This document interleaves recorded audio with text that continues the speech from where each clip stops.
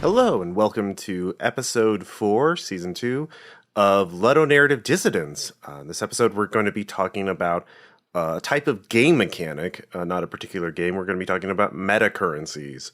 And of course, with me, as always, are my co-hosts, Greg Stolze and James Wallace. And I'm looking forward to this discussion because it turns out all the games we've talked about so far have had a meta currency in them. And it is probably a very season. The season. Yeah, that's true. Yeah, I should specify. This is a type of game mechanic that used to be relatively uncommon, but now it seems most major RPGs, or a lot of RPGs, have a meta currency mechanic in them. Not all of them, obviously, but like it's very common these days to see it. Mm-hmm. And to begin the discussion, the definition of a meta currency is a player resource that is spent, i.e. currency, and it is a meta currency in that it does not represent a particularly intrinsic, or it does not represent something in the game except perhaps luck, fate, destiny. Sometimes the most concrete example would be like willpower. But like it's always a sort of level of abstraction. It's always hand wavy. It's always hand wavy, and it is meant player characters have this currency that exists outside of their player character, and it is spent to affect the game in some way. In the most common type of meta currency, it is spent to give the player some sort of narrative agency, so that instead of the GM declaring exactly everything that happens in the game and the players only being able to affect it through their character actions and dice rolls. For example, in Fate, you could say, I spend a Fate point to say the enemy's hiding behind the barrel. Well, that's a red explosive barrel. And so I'm going to shoot it and thus do a lot of damage because they're behind. You said it was a barrel. You didn't say what kind of barrel, so I'm going to spend a Fate point to make it a red explosive barrel. So the player, in a sense, temporarily became the game master to declare some part of the setting outside of their own character, and the game mechanics support this. So there are a lot of different implementations of it. Let's be honest. It's generally used as the closest thing that RPGs have to a get out of jail free card. Mm-hmm. It's used to escape death. It's you die and you spend a fate point and go, no, I don't. That's generally the earliest implementation. That's the way it was used a lot in the 80s, particularly in games like Warhammer Fantasy Roleplay. That's sort of that's the old-fashioned version, but I think it's been refined a lot since then. Oh yeah, and yeah. So I feel like we've got a grasp on the definition. The question is, why do we want this? I mean, and it's obvious why players want this, right? Because players always want more power. And one form of power is agency over the fiction, which is, I mean, you could set up a game, and this is probably, I'm going to guess, I am not an OSR savant, but I'm guessing this is how OSR does it. I'm guessing they have no truck with these meta currencies that blur the boundary between what the GM is the DM for OSR is permitted and what the player is permitted. And that as soon as you let that other cook into the kitchen, they are going to start changing the spice profile on the soup more to their taste, but maybe less to that of the GM. So you can imagine a character who is extremely powerful. You know, you've got this Xth level fighter warlock with all kinds of crazy magic items and stat bonuses, but who still can't get past that fucking 5% natural one. And so, you know, that's a very powerful character, but who doesn't have this power to transgress just a bad plot beat. Well, there is actually I would categorize this as an OSR game, or maybe perhaps a NSR, New School Renaissance game, Morkborg, which we'll be reviewing in a later episode this season. There is actually an optional rule for a meta currency. They call them omens, and you begin with a certain number of omens, and you regain them after resting. And you can spend them to deal maximum damage with an attack, reroll a dice roll, yours or someone else's, lower damage dealt to you by a d6, neutralize a crit or a fumble, or lowers the difficulty of a check, a d20 check by 4. So Morkborg, I mean, it is listed as an optional rule, but they are in the game. Yeah. I can hear in my mind the voice of junior high dungeon master Greg, who's like, what's the point of, why don't we just have the GM give you a foot rub to that list? Yeah. So I actually ran a session on Morkborg, and Morkborg characters are obviously they start with, a D8 hit points or a D6 hit points. Right. You can start with 1 hit point. But this what game, are the house cats like in Morkborg? I remember that in old D&D, in a fight between a house cat and a first level wizard, you're like, oh, always bet on the cat. Yeah, they're pretty Cat stays in the picture, my friend. Yeah, they're pretty much anything can kill a starting character in Morkborg, but this gives them a bit of survivability. So yeah, you and your enemies will have 6 hit points between you, and your weapons will do a d4. So 1 crit or 2 normal hits will probably kill you. If you rolled well on hit points, right? If you have 1 hit point, anything's gonna knock you down. There's a draft in this cave. Roll your saving throw.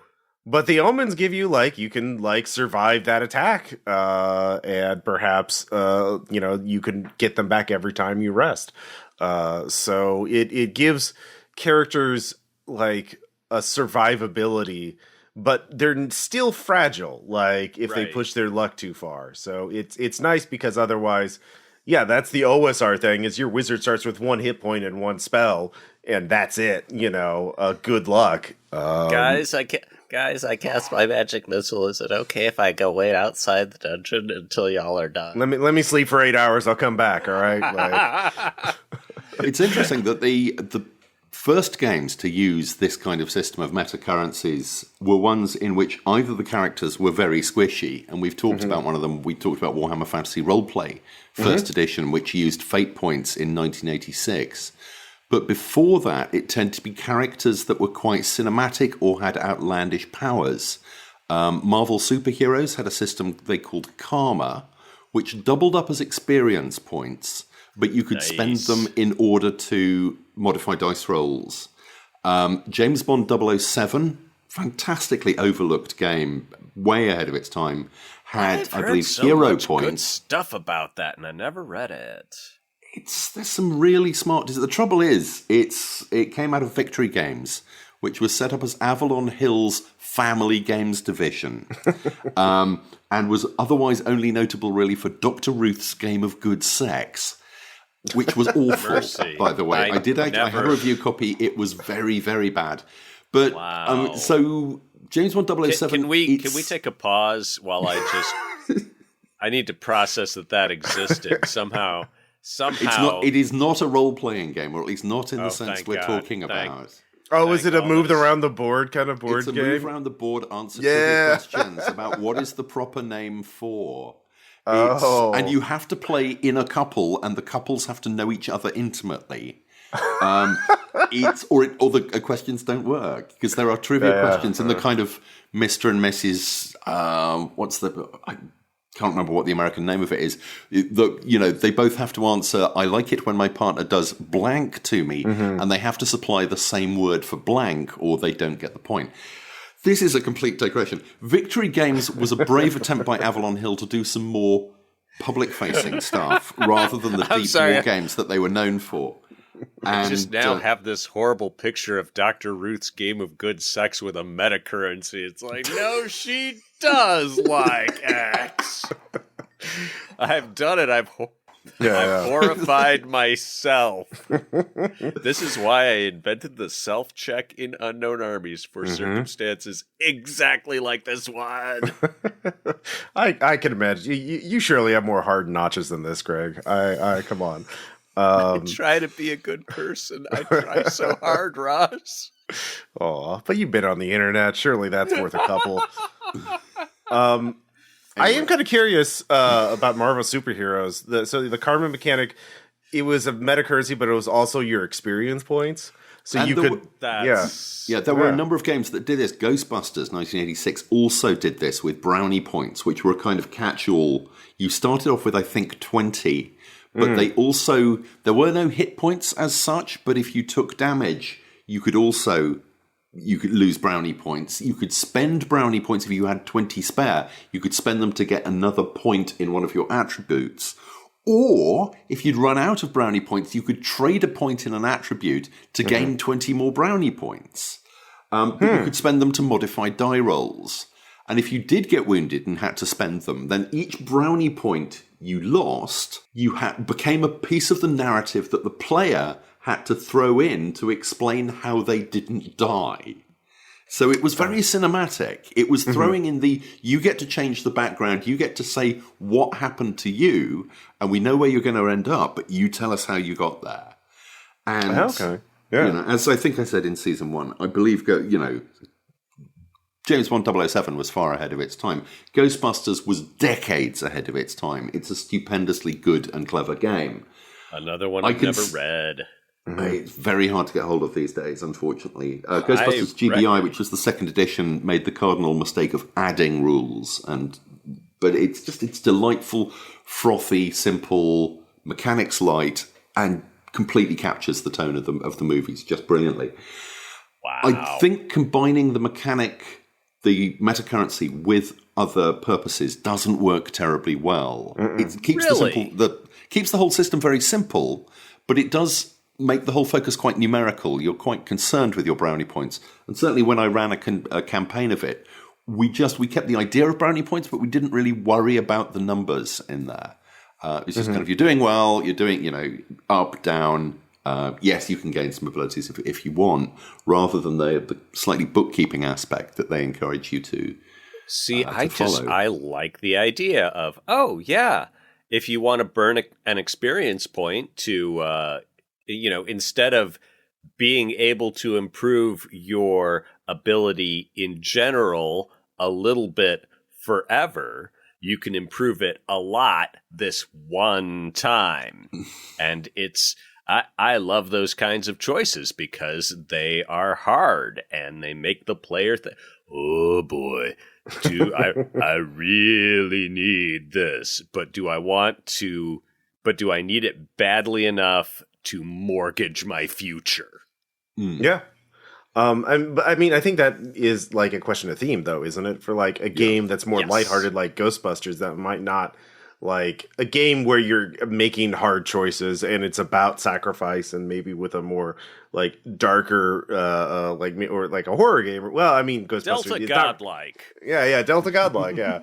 So, but like, a lot more lighthearted game. Maybe that's a little. And again, some players have that like item hoarding, like I might need this for later, and it sort of like defeats the purpose and becomes unfun when it's like, well, I because like especially for a campaign, you want to have that sense of my character progressed, my character's changing, they're improving, and then like, well, I rolled shitty, so I had to burn all my points to not die, and everyone else is leveling up, but I don't get anything. At one point, after watching the Lord of the Rings movies, the extended edition for the X number of time, I'm like, how would you do it? Because really, Merry and Pippin and Aragorn seem to get about the same amount of screen time and plot attention. And with Aragorn, it's because he's the awesome, destined chosen one. And with Merry and Pippin, it's because, they just happen to be in the right place at the right time, like 3 times in a fucking row. And I'm like, you could do this if you have a unified currency and, one player type is like, no, I'm just going to spend it all at the beginning and make my guy this 700-year-old sword master who's also the heir to a kingdom. And and then the Merry and Pippin players are just like, we're just gonna be some weed smoking dudes, but we're gonna keep all these let me fuck with the plot points, and whenever it seems hilarious, it's gonna be like, oh no, I'm totally there hanging out with the guy who's going to make the most important decisions for the next phase of the game. He likes me because I sing purty. Yeah, no, that's true. I mean, honestly, my some versions of Fate actually do that. Base Raiders, uses that, but also like Dresden Files, because characters have a mechanic, an attribute called refresh, which is how many fate points you start each session with. And you can permanently give them up in order to gain specific powers, like, spell casting or magic, some sort of permanent ability that defines you in a way. So, like, Aragorn would be someone who burned a lot of refresh to be very good at fighting and leadership, while Merry and Pippin kept all their refresh so they can spend it on whatever they need to. So it's the specialization versus the jack of all trades. When you have a lot of fate points, you can just be good at whatever you need to for that scene until you run out of them, and then you need to like have your character eat some shit, narratively speaking, in order to get them back, or wait till the next session. Look at this. Now you're a buffoon. Now you're getting chased by Farmer Maggot. Yeah, or you get captured by orcs. Whom Aragorn would casually backhand into the next county. Right, but like Aragorn, if he goes out of fighting and the things he's very good at, he's not going to have a lot of narrative control because he doesn't have as many fate points to like help him, when he rolls poorly or something goes, something bad happens. Like fate points give you this buffer that you're like, well, the bad guys ambush you. Okay, well, I'm going to spend a fate point to like boost my roll to dodge or to run away. Yeah, all right. like Let's think of it like this. So the position of the player is, I don't want my character to eat shit. And the position of the game is largely, at some point or another, you're going to eat shit. And the dice are like, maybe you'll eat shit, maybe you'll be the star. I guess we'll find out. And meta currencies are like, well, what we're going to let you do is schedule your shit eating.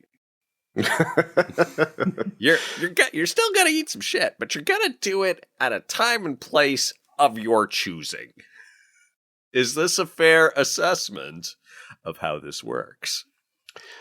I think it's more that you get like a get out of shit eating for like X number of times, and then you have to like, or you could use them, for something to like. But when you don't know how many, you don't know how many times that's going to happen. You refresh by playing into your self-defined character's worst traits, right? It's like, in order, I chose that my character's a carouser. So that means every time I go out and get smashed and spend all my gold on wine, I recover willpower points. And so it's like, I don't mind that kind of eating shit. I don't mind my character being a booze-soaked idiot. Because Fafford and the Grey Mouser looked so cool when they were being booze-soaked idiots who blew all their gold on libations. So there it's like, I would much rather play out those scenes of me being a buffoon in my cups, and then when it really matters, I'm this focused guy because I've restored all my willpower. I'm a flawed hero, but still a hero, as opposed to the guy who's just like, at some point, buffoonery will befall, and I don't know if that's going to be during a downtime scene where I'm hanging out at the bar, or if it's going to be when it really matters and the Lich King is coming at me and I trip over my unbuckled shoe. Shoe thought. What do you buckle shoes with in old times? James, you'll know this. Laces, I think, mostly. Laces go back a long way. Thongs? Yeah, basically. Yeah. But a lot depends on how the game lets you either acquire or get fate points or that kind of meta currency back. And certainly in a lot of the early ones, it was essentially as a reward for either good role playing or entertaining the GM or other players, or playing to the genre tropes. Yes. Reinforcing not necessarily your character's traits, because a lot of the early games, your characters didn't really have negative traits. That was something that came in a bit later. You know, if you kind of if you stayed in role, if you did heroic stuff, selfless stuff, that kind of thing, that would often be worth a fate point. And quite often these were not awarded on the spot. They were awarded in the downtime at the end of an adventure. All right. Have you guys read my game In Space? It's got an ellipsis at the front, 3 A's in space, and an exclamation point at the end. Greg, have we actually talked about the fact that I have a design consultancy called Space with 3 A's? We have, yes. Yes, we did. You asked me about it when you were first starting it out. You're like, "Is this going to bother you?" And I'm like, "No, James, it's cool." It's cool. So I bought the domain name. So yeah, it's okay. We've covered that now. This game is all meta currency. Anything you want to do is based on amassing tokens. There's no dice. You have like a few loose traits, but everything is a gamble of tokens. And if you want something to happen, you put more tokens towards it. And if you really don't want something to happen, you can bid tokens against it. But it's a blind bid. So it's like, oh, I'm going to put in this many and you put in this many and we reveal who it is, how many it is. The person who put the most up has things go their way, but pays a token to the loser for the privilege. But the other way that you amass tokens, and this is what makes In Space a comedy game, is that anytime someone laughs, they have to give a token to the person who made them laugh. And what tokens do in this game is they buy you narrative authority. And so narrative authority quite naturally flows to the person who is making other people laugh the most. And that was my complete goal throughout. Is like, I want this to very tangibly, directly reward with authority the funny person at the table. So that's In Space. Yeah. And I mean, it's barely a meta currency. It's just a fucking currency. It's like, this is everything. Everything in the game is based on these tokens. Did Toon have something similar to that back in the day? I never played Toon. Yeah. I had problems. I mean, given the pedigree of the people, it was Greg Costikyan and Warren Spector who went on to do Deus Ex and a number of other and the Thief series and other major video games. I seem to think there was if you could make the GM crack up, you got a reward, and it was a fairly major reward, and I can't remember what it was. I think you are. No, that was as simple as that. It's not even a meta currency. If you can make what Wikipedia says, if the player's an animator, which was the GM, agree that if a player's actions in the game are funny and enjoyable, then they can break the rules of the game. Oh, okay. In the same way that animated cartoons ignore reality for the sake of laughs, which is kind of. I mean, I think Toon was slightly before. Oh, no, it's another 1984 game. So there was something in the water. It's Steam Engines when it's Steam Engine time, man. Yeah. Well, it's like, I mean, role-playing games are games of improvisation and collaboration, even like the earliest ones. And people found out, like, there's sort of like fits and starts. Like, it doesn't always, like, that's the thing about improv, the dice with, randomized elements. There's always going to be like this part where everything falls to a complete halt because of a bad roll, right? Mm-hmm. And something unexpected happens. And so I could see why people were like, well, you can get a get out of jail free card. You can get this because, like, we want the game to keep going, I'll expand on that even. Mm-hmm. All right. The way I've been envisioning games quite a bit lately is as a sort of 3-sided the standard tabletop design is a tripod, and 3 legs are the player, who has authority over their character's choices. Your GM cannot make you learn Cloud Kill instead of Fireball.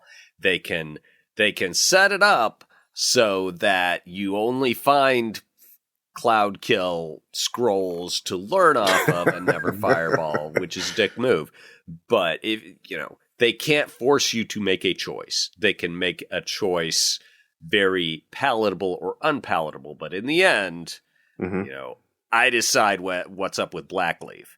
The GM, their purview is the plot and the GMCs. And it's like, you cannot tell me that my Lich King GMC has fallen in love with your character and is sending him heart-shaped boxes of chocolate. That's not up to you. That's up to me. I decide for the Lich King, and I decide what the Realm of Shadows is described like. And then you got the dice, which are these chaos agents. And it's like, we're just gonna give you surprises.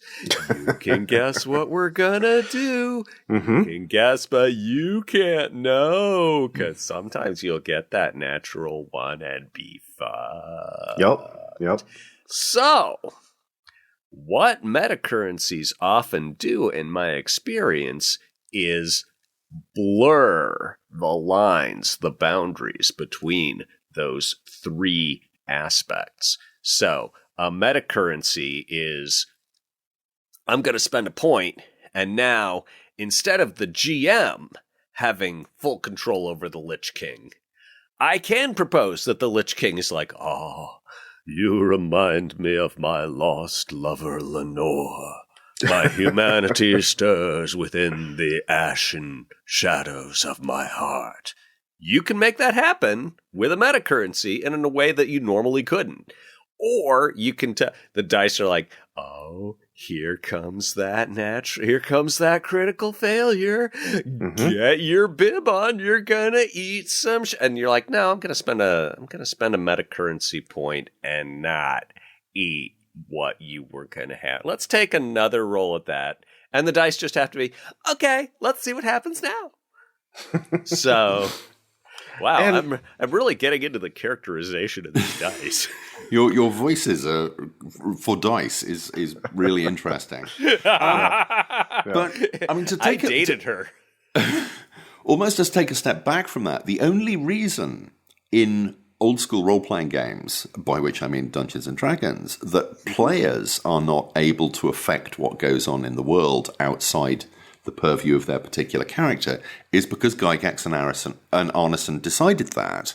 And the reason they decided that is because the DM is an extension of the referee in certain types of war games where the referee's word is absolute. And that comes, of course, from sports as well and other areas, and croupiers in casinos. Yeah. I've played first role-playing sessions with a number of newcomers, and they are always surprised when they can't just add stuff into the world, or say what an NPC does, or stuff like that. It seems a much more natural form of storytelling that metacurrencies are almost having to mechanize to put back in perhaps something that always should have been there. Yeah. Well, I throw that out there. Yeah. Let me be old man Stolzy for a second. Back in my day, blah, blah, blah. But the kids That's these a D20, days, right?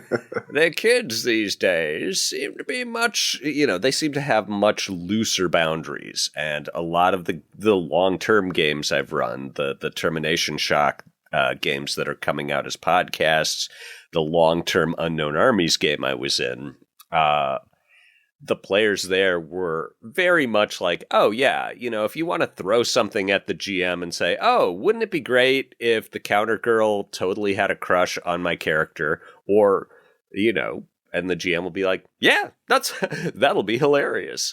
We'll run with that. Or, Yeah. you know, wouldn't it be great if there was a ladder here so that my character can Jackie Chan that shit? And they'll be like, yeah, okay, show me what you do with the ladder, Jackie. And at the same time, these same players will also be like, oh, wouldn't it be hilarious if there was a patch of ice and I fell on my bottom in front of my crush and they saw me cry?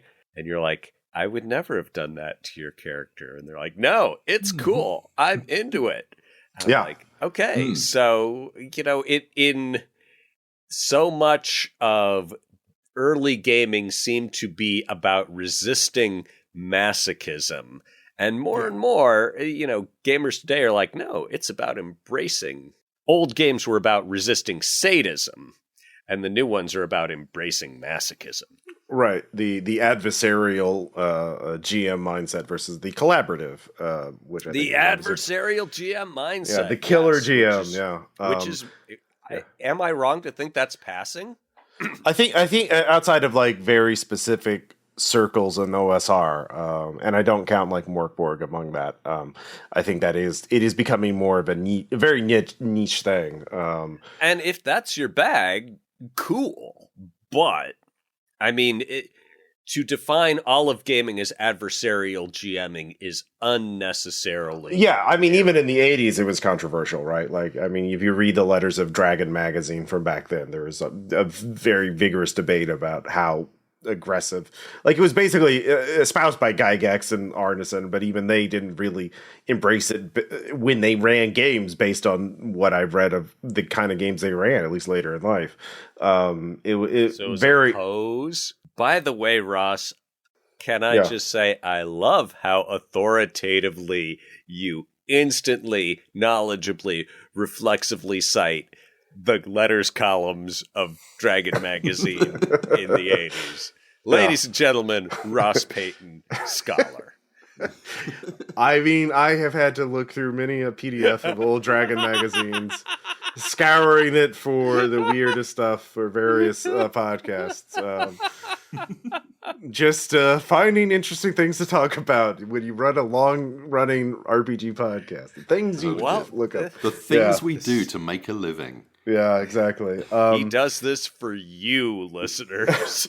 I mean, also just my own curiosity, let's be honest. Yeah. And where's his parade?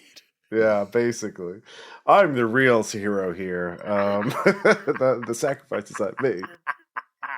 The thing I think you're right in that it is meant to sort of like go between the game and the role playing aspect of it. It's sort of trying to bridge those gaps between the story and the randomness of it when things don't quite click. And it's like the grease in a gear, right? Yeah, What keeps it from seizing up and making noise. I mean, like in the latest Fate campaign I ran, there was certainly players were like, "Can I get a Fate point for doing this?" And it was like something like, "Oh yeah, that's awful. Definitely, it'll make things really miserable for your group." I love it. So, their players are often more. They want their character. Well, there's a lot of players who like realize that the more the more terrible things happen to the character, the more interesting the game is. So, This is something I've said in writers groups, right? You know, I make the comment over and over. Oh, what do they call that genre of fiction where people make good choices and sensible decisions and stay out of trouble and avoid dismay? Oh, that's right. It doesn't have a name because no one writes it because it's boring and no one wants to read it. Good stories are made from bad choices. One thing I find really interesting, though, in talking about these metacurrencies is how the system's theme, and sort of like we've talked a little bit about it, but like there are metacurrencies, like the mood, the atmosphere of a game, influences the mechanics, or the mechanics influence the mood. Because we've talked about meta currencies largely being a renewable resource, right? Like, their fate points are renewable. Even more, you get them back when you sleep. But like, we were talking about Warhammer Fantasy in an earlier episode, and those fate points, the most important meta currency in the game, the ones that let you not die when your character dies, are not renewable. When you burn them out, they're away. Why are these not called just don't die points? They are. I mean, and then in another game, Dungeon Crawl Classics, which is famous for having what they call peasant funnel adventures, where every player gets 4 level 0 characters.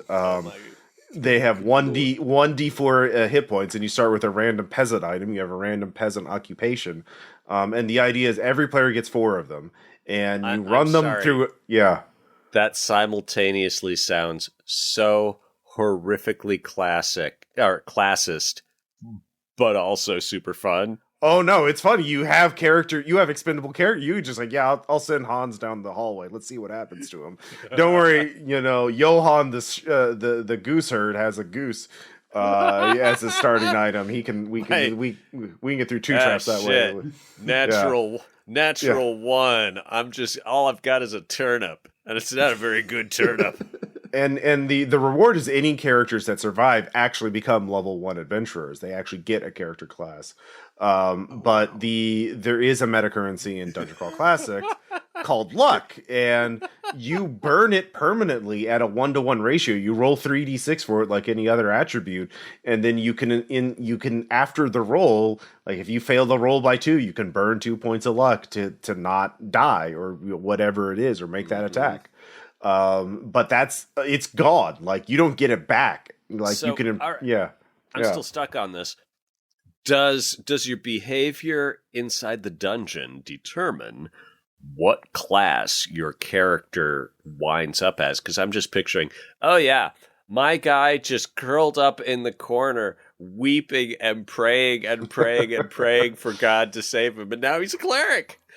You know what? I'm going to be honest. Every time I've run a peasant funnel, we never went on. Like, it was like after running 16 to 20 peasants through a dungeon and having 4 come out, we're like, yeah, that was it. That's nothing can top that. Like, so nothing we never. More interesting is going to happen to this character. Yeah. Okay. He's going to become a fighter or a wizard or a cleric or whatever. Like, who cares? Like, it's almost his high school class get vaporized in, Grimgor the Iron Lich's dungeon, and like everything else is downhill from here. Yeah, I'm just picturing, it's like, yeah, he's 10th level now, but he still wakes up in a cold sweat, remembering the kobold's eyes gleaming in the dark when he was just a turnip-armed goose herd.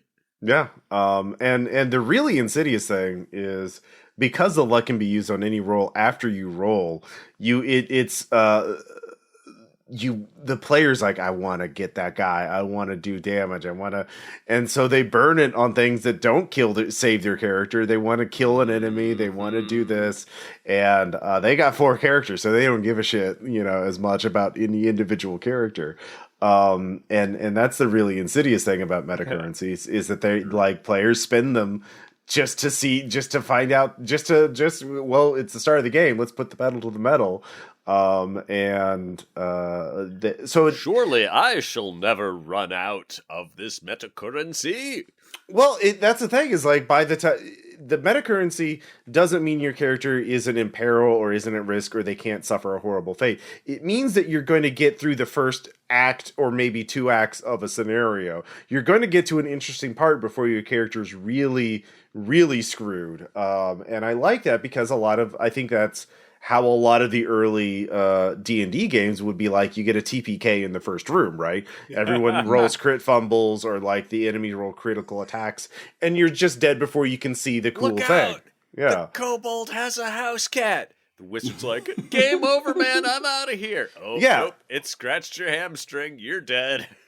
Like, if you go in the, a death trap dungeon. You Grey Malkin! What's that famous D&D death trap dungeon? Tomb of Horrors. Yeah. You want to get killed in the first room. I mean, Tomb of Horrors. Right. You don't want to die in the first room of the Tomb of Horrors. You want to see the horrors. You want to get into the dungeon before you die horribly. And I think that's what metacurrencies do, is at least let you get to a good part of the plot. At least when they work well. Okay, so that raises the question. What's a bad metacurrency? Have you seen any where you're like, this is just broken. This sucks. This makes everything bogged down. Because my thought would be, if your metacurrency is too strong, if you got too much gun in there, what's going to happen is it removes urgency. And it's like, why would I worry about the Lich King? I got my metacurrency on my side. I'm just going to go in there, smack him around till he cries. Yeah, it removes peril and a sense of danger. And which I think, again, is why the early games put it in, either the games in which you are very squishy or in which you have mad powers, because that's where they're really useful. They give you those exceptional things when you really need them. Right. And how often do you see these in horror games? Because my feeling is it would be hard to do this well and easy to do it very poorly in a horror game. I know, a lot. Well, there are optional rules, in the new edition of Call of Cthulhu, which we'll review later this season. There is a luck mechanic, which is permanently burnt off. Similar to actually Dungeon Crawl Classics, but it's a larger pool because it's a percentile system, obviously. And there again, that my inner, the outer Greg is all, oh well, if people are having fun, they're playing it right, and gaming is a big tent, and there's a game for everyone. And then there's this little suppressed interior id going, man, this has no place in a horror game. You shouldn't have. The only luck you should have in Call of Cthulhu is shit out. I think the idea is 7th edition Call of Cthulhu is trying to support both purist play and pulp play. So that was more for the pulp Cthulhu, where you're using lightning guns to take down shoggoths rather than you see a thing in the dark and then it kills you, the purist way. Again, the ultra purist Delta Green way of, I saw a thing in the dark and now I can't talk to my wife. Yeah, basically. The two things, the mistakes that I see, I think, I want to say it's the Monty Cook system, but I haven't played it. The one that the Cypher system. They also do a thing where your metacurrency is also your experience point thing. And so people just, from what I have read, limited, I've not really focused on that system, is that people just don't use it as a metacurrency because experience is so important. They just save it. So the other thing is if you forget about it. So I think, we mentioned Warhammer role-playing, there's 4 metacurrencies, but each one does a different thing and you may forget which one does which. So if you have a metacurrency but you don't use it, that's kind of a waste. And then if you don't want to use it because otherwise it'll penalize your character for using it. I did, of course, just think of the way you could do a metacurrency in a horror game. But man, it's pretty bleak, which is, okay, yeah, you've got this metacurrency that you can use to save your own ass. And the way it refreshes is when you, the player, insert a way for things to get worse for another player's character. And I'm Funny you should mention that. Because, does anyone remember Robin Laws's Pantheon, which I published as part of the New Style line, which is almost entirely, slightly stretches the definition of both a role-playing game but also a metacurrency. But it's a game, it's a precursor of his... the system that went on to become Hillfolk, and I'm trying to remember the name of the system that underlies that. Drama system. This one he calls the narrative cage match, and it's 2 or 3 pages. And basically, you on your turn, everyone has a character, and you're set within a definite genre. And there's 5 in the book, which include the monster in a confined space horror movie, the relative squabbling over the massive fortune of somebody who is about to die, elderly relative, and that kind of thing. So they're all established genres with established tropes. On your turn, you add a sentence, and other people can conflict with that and can throw in, can object to it. But ultimately, what you're trying to do is act within the confines of the genre, because each of these genre packs within the book, and the book is only 24 pages, has 5 settings within it. At the end of it are usually a couple of pages of genre points. And if your character hit these genre points during the game, you get victory points. Mm-hmm. And it's a single session thing. I've played it. It's really fun. Yeah. I remember I haven't played it, but I remember that with the Pantheon one, it's like the first person to say, I create the world, gets a... Yes. Yep. That's basically, yes, Pantheon itself begins, in the beginning there was darkness, what do you do? Which is a brilliant setup for a role-playing game. So it's not, you can't then use those victory points within the game itself, so they're not entirely a meta currency, but they kind of function in the same way. Yeah, they force you to think and act within genre terms, even if that is going against the what your character will benefit from. Yeah. Now, the one that always comes to mind, because the Monster in a Confined Space movie is specifically said to be, it's a 1980s movie, so if you are playing the black guy and the black guy dies first, you get so many points. Oh, no. Yeah. So you write yourself out, but you can potentially win. It's that kind of thing. It was, I mean, like most of the new style games, it was an experiment. We were seeing what was possible. We were trying to push back the envelope of what could be done in role-playing. I think I played it a couple of times. I really liked it. I have a copy somewhere, but yeah. It's thoroughly out of print, I think. Though I do have, because I had the original design files, because I did the layout. Oh. I have a PDF of it. I'll talk to Robin and see if he'd be interested in me putting it up as a free PDF. Oh, that would, yeah, it's a fun little thing. That would be really cool. I did actually remember a horror game that has a meta currency. Its type of horror is Monster of the Week, and in Monster of the Week is meant to emulate cinematic or television style horror. That is literally Monster of the Week, and not just like X-Files, but also like Buffy the Vampire Slayer, the Supernatural. Right. Monster hunters who know that monsters exist and have to deal with a monster each week, or a supernatural thing. And like your it's powered by the apocalypse. Your playbooks are like, the mundane, the guy who's just lucky and is resourceful, or like the monstrous. You are a monster fighting other monsters, or you're the chosen. You're by prophecy, you're the secret government agent. Those are the kind of archetypes. That was going to be the one I guessed next. Mm-hmm. And there's optional ones, but like the idea is you're competent and dangerous, but you're still like powered by the apocalypse. You can still get killed, but you do have a meta currency called luck. You have a pool of like 7 points of it to start with, but they never renew. Now, when you choose an advancement, certain playbooks can choose to gain a point of luck or recover a point of luck as their advancement. So you can choose it as a character advancement. So like the mundane in particular can get up to 4 more luck. But that's an opportunity cost, right? Because like now when you spend a point of luck, you automatically succeed at whatever you're doing. You just it's treated as though you rolled a 12, and so you just you succeed at anything. Powered by the Apocalypse, player facing game. When you run out of luck, your character is doomed, which means the keeper starts making hard moves against you. Because fate is a coming to collect. Your character narratively is at a moment where they need to retire or they're going to die. Like at the end of the scenario, and like that's something the keeper, it's not, and so the keeper is told like you need to take this character out as soon as possible. Like they are doomed. The monsters are going to dogpile that character. It's going to go badly unless they retire, or like the monstrous is going to like go full berserk and become a mindless aberration, and needs to be taken down. You become the monster of the week. You have this pool of points you can use to push your character beyond, or survive things they couldn't survive otherwise.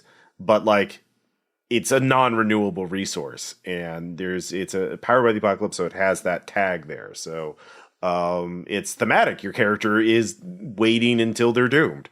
You can push it back, or you can just not use it. But that's a choice, and that's a meaningful choice in that game. So. Yeah. Okay, so which questions have we covered? Because did we really categorize it? I mean, Well, I think we covered there is a type of category we haven't really talked about, and this is kind of rare, but there is an example I can think of, which is GM facing metacurrencies. Metacurrencies that the GM gets. So one example is the 2D20 system, which Modifius uses for like Conan, Fallout, and they have it. It's called Momentum and Threat. And essentially in Momentum and Threat, or like in Conan, it's called Doom. Basically, I believe it's actually pronounced Doom. Players generate a meta currency called Momentum by rolling extra. You can bank your extra successes and use it, but you can buy success or you can buy dice in your pool by giving the GM a Doom point or a Threat point. And then the GM has a pool of points that they can use to boost the NPCs against you. This is kind of like, so the players have the choice of how many points the GM has. But then or like, a lot of versions of Fate, the GM will get a Fate pool point of their own and they can spend them to boost the NPCs. Or there are like Dark Heresy, I believe, has a similar mechanic. There's a lot of darker games or games thematically where the GM has their own pool of points to make the life of the player characters harder. And sometimes the choice is whether the players arm the GM with these points or not. And so that's not as common, but I definitely see it in some games. Yeah, I feel like the GM doesn't really need a meta currency in most games. They've got so much authority over the setting that they don't need authority to mess with the dice. I was just going to say, but if you want a game that's more of a gamey game, then giving the GM something like that, or some way to restrict their powers, giving them a maximum number of monsters that they can produce. It's quite Hero Questy in the sense of the Hasbro game rather than the RuneQuest game. I have a feeling that Cinnabar had a similar system. My dim and distant I do remember there was something in there that at the end of an adventure, players could check the GM's notes, and if the player deviated from the notes, then the players got extra points. I forget the nature of the points, but I think there may have been something. It may not have been in Cinnabar, but it's definitely it definitely wasn't Cinnabar. There's a similar system where the GM is only allowed to bring on a certain amount of bad guys. Essentially, they've only got a certain number of points of monsters or tricks or things that they can throw at that, and it's adversarial. Yes. It's quite tactical. If that's what you want from a role-playing game experience, it works very well. Let me go real deep and obscure. And it's also a little orthogonal to metacurrency, but relevant to what James was talking about is Psych by Serge Stelmach, Tsyk. Okay. That's obscured out. You win. Thank you. And the deal, as I remember it with Psych from like the 90s, was that at the end of every session, the GM gave the players XP based on what they'd done and how they'd behaved and whatever.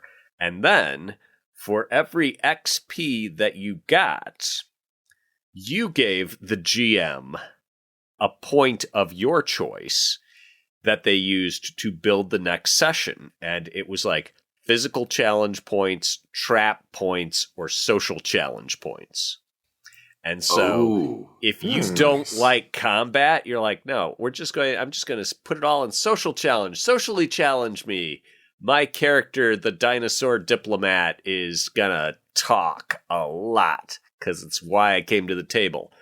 And if you are really good at fighting, you can say, here, give me combat points. And if you're really good at puzzles, you're like, give me puzzle points. I think it might have been combat, puzzles, and social. Mm-hmm. And I may be misremembering it because, a lot's happened since the 90s. But Psych was a wild ride. I never actually played it, but I read it and I'm like, man, this Serge Stelmach guy, he's got it going on. You can tell I was impressed because I can remember the name decades later, and I'm not good with names. Wow. That is a really interesting implementation of like. I feel, yeah, I think a lot of the giving the GM meta currencies in general is like a balancing thing for games that are being very explicit about like what the GM can and can't do. Yes, going back more to the wargaming, history. Where the GM is restrained. I mean, that's not really a meta currency as much as it is a meta handcuff. It's like, okay, I am just going to prevent. The GM is only going to have permission to do 2 combats. Yeah. Yeah. I really like that idea. I mean, the thing is, I think you can't let players tailor the scenario too much because otherwise everything becomes, hey, the one thing my character is good at, that's what this everything is about. Weirdly enough, like there's over optimization. Unless that's the point. It's like, why would you put Sherlock Holmes in a non-mystery? Why would you put James Bond in a story about why would you put James Bond in a story about a married couple that's just trying to make their cupcake business work? He doesn't belong there. Or indeed one where he has to wear a kilt and have a stupid Scottish accent and go undercover as a language specialist or something? I love the concept of the George Lazenby movie. I think it could have been really strong, but they hampered him. They gave him a rotten script. Anyway, but yes, point taken. Yeah, I don't think I've ever. That was Casino Royale. I don't think I've ever seen. No. Which one is it? Which is the Lazenby? George Lazenby. I don't know. I just heard that it's the worst one. Telly Savalas in a base on top of an Alp. And Savalas is great, and Dinah Rigg is great, and Lazenby, I think if he'd had a sympathetic script that wasn't trying to stretch him as an actor, could have been all right. But they just give him this. It's not good. It's a bad script. Is the problem. I mean, he was a bad actor, but yes, it's really not good. But yeah, you try and take someone. It's like trying to use D&D as a romance simulator or something. Yes, you can make it work, but it's not built for it. Yeah. You can also propel your car down the road using an outboard motor, but it's not the recommended best use. Your motor's not going to like it, and the road's not going to like it. But this brings me back to the point that I touched on earlier on, that, role-playing games derived from typical games. But actually, if you look at the definitions of games that come from Johan Huizinga and Roger Caillois and people like that, Huizinga in the 30s, Caillois in the 60s, role-playing games are not conventional games by any means. They don't have winners, obviously. They don't have a fixed duration. They don't have an end point, or most of them don't have an end point. They're not balanced. They don't attempt to be balanced. They just attempt to be fun for the players. They're not competitive, or most of them are not competitive. And therefore, I think we can see meta currencies coming in almost as a way, in some cases, not so much to balance them, but to add more game-like elements to them, where games were becoming, and this was the early to mid-'80s where these things first arrived, and games were becoming not necessarily cinematic, though with James Bond 007, absolutely, probably the first proper cinematic game. Ghostbusters, one of the first big licenses. And Marvel superheroes, of course, not cinematic, but very comic-y, trying to capture the feel of another genre within what you can do with a role-playing game. Metacurrency is almost trying to inject those game-like elements back in to avoid them almost becoming too narrative, too completely story, too verbal, too non-numerical. To try and capture certain things within a numerical framework, the traditional, the way that we think of role-playing game characters, but at the same time giving them narrative control or elements of narrative control. It's like the argument about sonnets in poetry, right? The argument for the sonnet is that it is a very constrained form. It is very formalistic, and it has to be in this structure, with this rhythm, with this rhyme scheme, with the, it has to end like this. But within that framework, you have a tremendous degree of freedom. You can write a sonnet about anything you want.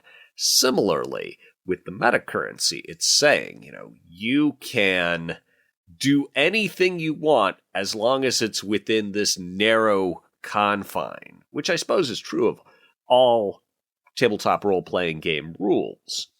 But this is one that allows you to knowingly shift and stretch how events occur instead of having to do it on an ad hoc basis or having to break the rules to do it or having to accept that the rules are sometimes going to produce outcomes that are consistent, but everyone hates them. I mean, games like role-playing games like are about the thing, like the rules influence like what the game is about, right? Like that's a pretty obvious. And so like in a game or where you're conversely, what the game is about influences the design of the rules. Yeah. You know, in Dungeons and Dragons, your character is described in a lot of like militaristic ways, like how much damage they can take before dying, how hard it is to hurt them, you know, what weapons they have, Much what they dish out. And so like weirdly enough, violence and combat becomes an integral part of the game. Because a lot of players like, well, these are the ways I interact with the world as defined by my character sheet. And yes, I can look at the blank space and do something that is not there, but like I'm going to look at the tools I have. But like, you know, fate points, you know, when you say you can declare something about the scene, you can use these points to make your character act above and beyond their normal limits. So the player's like, well, I want to jump from the chandelier. I want there to be a chandelier that I can jump from, and then I can do this cool stunt, or I can do something I'm not normally good at. I'm not very good at talking, but I have a very passionate speech I want to make, and I'll dump all my fate points to make sure I am able to impress the crowd one time. And so that encourages players to start thinking about things that are beyond their immediate character, to think about like the scene and the things that could happen and the things, you know, I'm not good at speaking, but I have enough fate points, I could bullshit my way through this. So all right, well let me drag back some of my previous examples and random thoughts. So Ross, if I'm playing in a fate game and I have enough fate points, can I be like, nope, I want this game to be about that married couple in their cupcake shop? How badly can I warp the game away from its written intent towards my weird AU coffee shop fanfic version? Well, fate points, a lot of meta currencies are very much about like what happened in the moment, like the round by round, action by action. You boost an individual split second action, right? Like it's not now with fate, if you're very clever, you could say, well, that married couple's the contact for our spies, and so that's our contact, so we need to, they have the safe house, that's the coffee shop is the safe house, and the GM, and so like they'll show up in multiple scenes now because that's the safe house, that's where you're hiding, right? But like that would be if you in a scenario about fighting vampires in the city, you know, well, that then they'll come up, but they're not going to be. Well, then the GM will like, well, I'll give you a fate point then. Like, why? Don't worry about it. And then later on, it turns out they are the vampires. So what these meta currencies are then is, again, we're back to, oh, well, you know, you can pay me now or you can pay me later. And so it's like, oh, for right now, you get this plot control, but the way you pay me later, or the way you pay in advance to get that opportunity, is by playing by the rules. You get to break the rules as long as you've bought into the rules entirely. Wow. Yeah. It's like the way big movie companies and record labels co-opt the directors and bands that rail against the conformity of big labels. It's like, oh yeah, we love your message about how much we suck. We will pay you $10 million to make an album about how bad we are, and then we will sell that album and make a bunch of money out of people talking how bad we are. And I will buy a new house and fill it with cocaine on the money I have made off of being loathed by you. Mm-hmm. Sound good? Yeah. And so, the meta currency is there's no ethical consumption under meta currency. Is that, you want to break free of the constraints of the game, and you don't want to have to obey what those rude plastic polyhedrals command.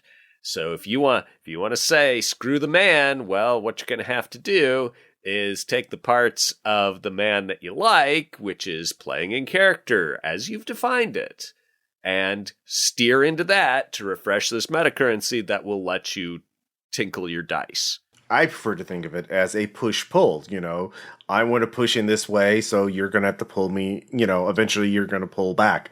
And so they go back and forth, and sometimes it's scene by scene or session by session, but sometimes, like with Monster of the Week, think about that. That's like a campaign arc. Your character is, surviving against the odds, burning their luck, and eventually after, with 7 points, it's going to take at least... maybe 3 sessions, maybe 5 sessions, maybe 10 sessions before your character burns that last point of luck. And that last point of luck, boy, you're going to hang on to that for a while, right? Yes. You are going to do what it takes to hold on to that. And it's like, okay, if I have to sell out the group just a little, you guys will understand. And then finally... You got to save Billy the orphan kid from the vampire lord, and you're like, oh, fuck, I really need to make this roll. I can't let this poor innocent kid get murdered by the vampire, and so, And then along come the dice saying, or can you? So you burn that luck to save him, and they're like, oh, boy, now I'm doomed. But now you've had this incredible character arc of your fighting against the darkness before eventually being overwhelmed by it. Which is the whole point of the game. Yeah. And the doom does seem like, it is, I can see how it would be so much more satisfying to fight the good fight for multiple sessions and be like, okay, I've played out, the doom's here. I know with the certainty of the Norse gods facing Ragnarok that it's happening. They're coming for me today. This is the end. I am gonna end on my own terms in a way that I like, as opposed to, 2 sessions in, I rolled a natural 1, a house cat ate my Achilles tendon, and I died. So I'm not saying it's bad.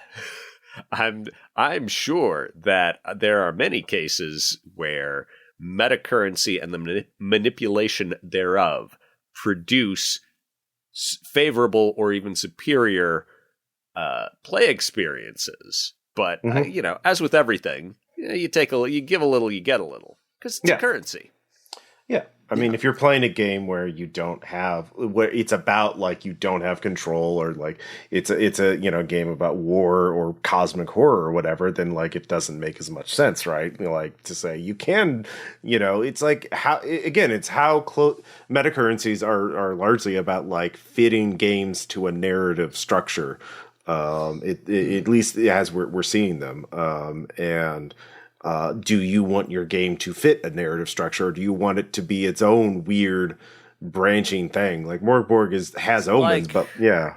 It's like elasticized gussets in your clothes. If you don't have elasticized gussets, you can only move in certain ways without ripping out the seam. And so... when you... Before you went there, I was going to say that I think actually Marvel Superheroes may have been onto something. Jeff Grubb, who designed it, may have been onto something when he called their metacurrency karma. Because it is either you do good things within the setting and you get the ability to do good things back, or you take a bunch of shit within the setting and you get the ability to pull off the big move, the stuff. And when we think about particularly genre fiction, the moments we remember are the moments where the character either rolls the equivalent of a natural 20 or a massive critical, or transcends it, or breaks the rules of the game. Luke using the Force to blow up the Death Star. He is not rolling the dice at that point. He is using a fate point or something, or a meta currency to go, no, everything comes together at this point. I blow that point. I blow my extra life. I make the shot. And yeah, it's what makes for memorable moments in fiction, and role-playing games are. It's interesting. You look back at a lot of role-playing game campaigns, and the fictions that they create are not necessarily terribly satisfying if we were to reread them as stories, as an external observer. But we're not external observers. We are within the story, whether you're the GM or one of the players. You experienced it. It happened to you, or a part of you that you call a player character who lives within your brain. And that understanding, the internal understanding of a story, is completely different. And this is one of the great strengths of role-playing games and interactive media generally, which is, games. This is what we own. We are the interactive art form. Stories look different from the inside, and they are enjoyable in different ways. And I think giving you a meta currency and a way to affect that, and a way to make your character important when it matters, was, at least certainly back in the 80s, a huge narrative leap forward in the way the games worked. And when used well, today continues to be a really interesting way of doing it. That said, in the times of player-facing games, player-controlled games, like the Apocalypse and everything that's come after it, is there really a place for Are meta currencies a patch on an old style of design, or kind of have they almost become obsolete if we are to follow the path, the bakers, following the path of the bakers, into letting the players basically dictate where the narrative goes, rather than leaving it in the GM's control, with the players occasionally saying, "No, I do this," which you weren't expecting. Well, I mean, Monster of the Week is powered by the Apocalypse, so that is. Yeah. Yeah, and the player chooses when they spend their luck points. So, weirdly enough, I did just remember the Star Wars D6 system does have a meta currency, Force points. Yeah, which represents their connection to the Force, even Wait. Are there some meta currency though? Because it's in the Force exists inside the inside the fiction. But was it Amber Diceless that had good stuff and bad stuff? I never played Amber. What I remember is Amber Diceless was, at the beginning, you auctioned off who was the best at X. Yes. And so you would stat up in this auction fashion, but if you didn't want to compete with that, you would just take good stuff. And it's like, okay, anything that's not covered by the things that we auctioned up, it's going to go to the guy with the most good stuff, or go away from the person with the most bad stuff, because you could also accept bad stuff to build your character. Yeah, it looks like a quick Google suggests it was. Once it was fixed, but it was a currency during character generation. Oh, yeah, I guess that's another type, yeah. Limited issue or limited circumstances, you can only spend this currency in this circumstance. Man, bad stuff as a currency is interesting. A negative currency. It's like, oh, I will accept this burden. You can put a bad you can give me this thing, and at some point the GM can call that marker due and say, oh, well, now your character has the clap, or some other random development where it's like, okay, yes, I will take that in return for being able to say, yes, as the high priest charges, he trips on his untied boot thong and falls on his own sacrificial dagger. And his dying words are, oh no, it went into my genitals. This is embarrassing. My corpse is mutilated. Which is the sort of thing I would use a meta currency to make happen. Let's not lie to ourselves. Yeah, no. At least it would be a memorable game. Nothing else. Yeah. Your character's on his deathbed dying of old age. And I remember when that wicked old priest daggered himself in the wag. That's nice, Grandpa. Just go to sleep. I suddenly just remembered another implementation of kind of a meta currency. Anytime I say something really stupid, you remember something smart. That's why this is it's a good dynamic. Yeah. So Eclipse Phase, in the first edition, they had Moxie, which would let you reroll, and it just represented luck and that kind of thing. But in the second edition, in Eclipse Phase, your characters can put their mind in different bodies easily. Like your mind is essentially software, body's hardware, even organic bodies. But in the first edition, it was kind of a pain to switch bodies because your stats obviously changed. Big, strong robot body obviously having different physical stats than your meat body, and so on and so forth. But so what they do to represent different bodies to make it your stats represented your innate aptitudes at manipulating bodies. But they had different meta currencies representing different aspects of it. Like Moxie was for social, then there was one for physical attributes and one for intellect. And different bodies would have different. You could spend your character resources, starting resources, to boost up your own pools of things. But then different bodies that, like, if you got a body that had a very advanced brain, you would have more mental metal currency to flip rolls and re-roll and turn regular successes into crits. And same thing with the physical body. If you had a murder machine body, you could just keep re-rolling combat, attack rolls all day long. But you would make the same combat rolls in every body. Yeah. Your skills and attributes stay the same, but your currencies change based on your body. That's cool. Yeah, that seems like a sensible way to handle it. Yeah, but I mean, that's sort of blurring the line. Is it really a meta currency, or is it just a currency if it represents something in the game? But that's a really, some would say, pedantic point. Meta currencies, they're neat, and help tame the randomization curve of dice and other. If that's what you want to do, if you're not just like, I will get in the octagon with you, dice. I will let you have your random way with me. Yeah. Show me what you got. Bring it. Do you want a video like video games can have crafted stories and narratives and levels, or you can have a roguelike? And that's the kind of the difference. Let's just fuck around and find out. Yep. So it depends on what you like.